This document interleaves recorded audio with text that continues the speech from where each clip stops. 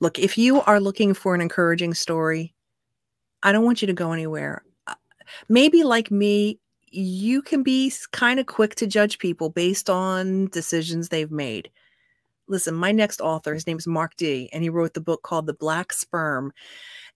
This author is going to be so encouraging, and he's going to share some insight into not being quite so quick to judge, because he sees the heart and the spirit and the person behind decisions that they've made or that have made for them. So welcome, Mark D. We're so glad that you're here. Thank you. Thank you very much.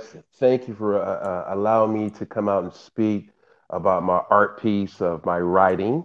And I thank you again. Thank you for having me here. Absolutely. I love just the direction that you're going with this because, well, first of all, why don't you share what the overall message is of the Black Sperm? Well, the book itself, it's about a journey of a scientist and her journey after she graduated from Harvard. She got hired by the Centers of Diseases in Atlanta.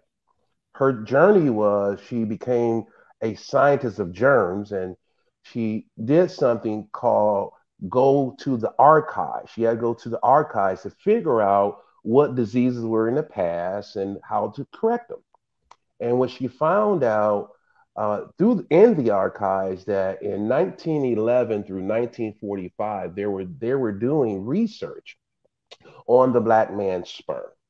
And what it was, they found out that the sperm was curing a lot of diseases from 1911 to 1945.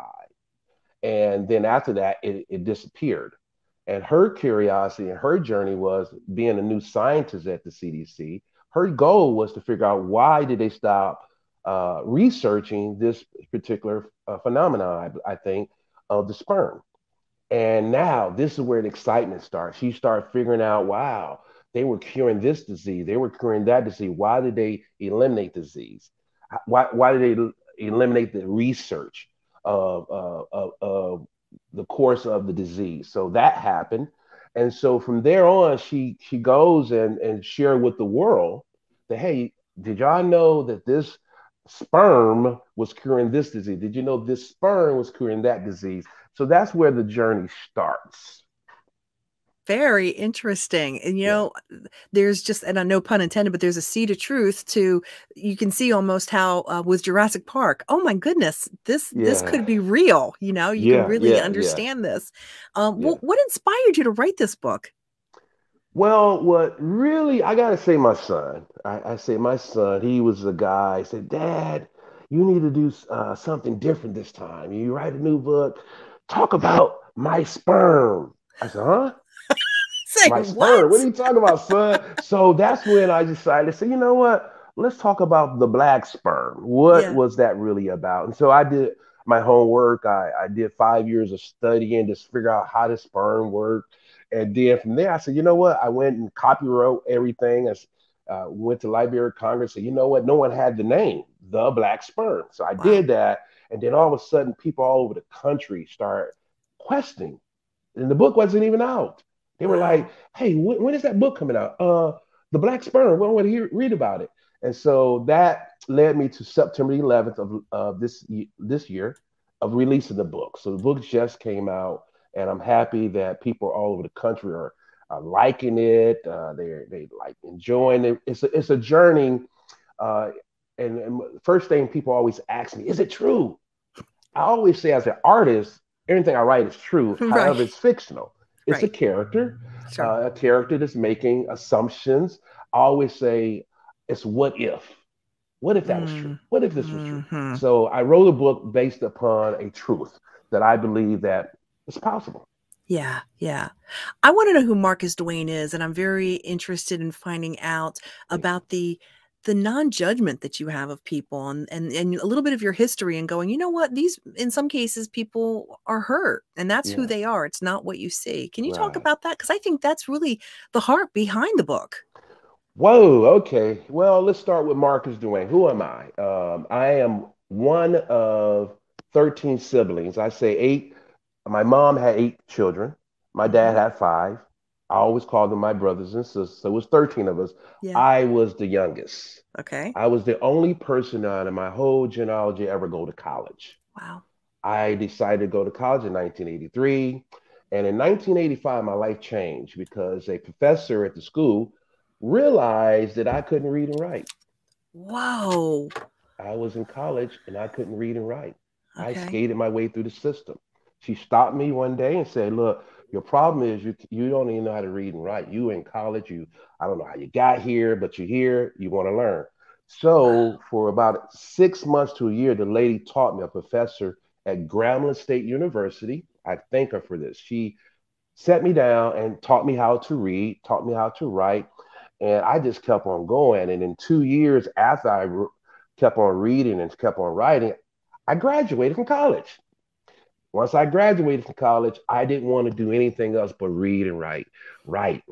I started writing stories, and my first book I ever written, uh, some 10 or 15 years ago, went on the bestseller list in regional. It was Mama Best, and that was it. That was my life journey change. And once I wrote that, another book, and then all of a sudden I stopped writing. I just said, I made enough money. I did my thing. I'm not going to write. And then my son said, "Dad, it's a pandemic. Do something." And I was like, "Well," he said, "Write that book. I told you to write the book about my sperm." And that's when I started to do that. But I'm blessed to say that I was a man that, unfortunately, I just couldn't read and write. And a lady Hmm. taught me. And from there, I ended up writing about 33 books that the Wow. world didn't even see. I just Wow. kept on. I write every day. I just Okay. write, put it away, put it away. I released 5 books in a course of 20 years. However, I just write, and put it away. And now I believe I'm in a position to release the book called The Black Sperm. And once I release that one, then hopefully every 2 or 3 months I can release another one of my books out the archives. That is unbelievable. And I want to know about your early years and how some of the people, the characters that you met on the street influenced you. Okay, let's say those characters. Okay, characters. They influenced me. They influenced me to not do what they were doing. That's the first. They Okay. will always say, "Man, you something about you, Marcus, but we don't want you to do what we're doing. We're gonna Mm, protect you." So it was more of a protection of mm-hmm. learning from the street hustlers, the street whatever they were doing. They would keep me away, but I would watch them and say, "That's interesting. However, I got another journey. I got another path to go." So I would Hmm. say they were more protecting me than Wow. and influenced me in a way like, "You don't do what we're doing. Go ahead. You could do better." So I kept that spirit in my heart to always do better, but not forget where I came from. I came from that lifestyle, but I wasn't participating in the lifestyle. It was just growing up in a project in Detroit, Michigan, and one sibling of 13, a single mother raising all the kids. So you look at things differently, but I'm blessed, from being able to graduate from college, write novels, and do these certain things and help out my community at the same time. I feel like hearing your story about seeing the heart behind these people that maybe they kind of all helped you to write these books. Yes, they They did. were the wind beneath your wings. Yes, yes, yes. And probably every story I've written has something to do with the background of what I may have saw. I may have saw something. I said, "Oh, let me write this down, and then let's create the story. Let me create another character, create another character." So yes, I have to say the background is definitely the reason I write today. You had a fork in the road Yes, I did. and you made the right decision because now we are blessed. And faith is a big Yes. part of your journey too, isn't it? Yes. I'm blessed. I thank God for the journey. I don't wish no one else to go through it, but I'm happy that I survived it. The thing is the word called through. To go through something is Yeah. going passing something. If you don't go through it, you won't get to it. So I Yeah. need to get to it to go through it. So I'm happy I went through it and I survived it. And now my goal is to share it.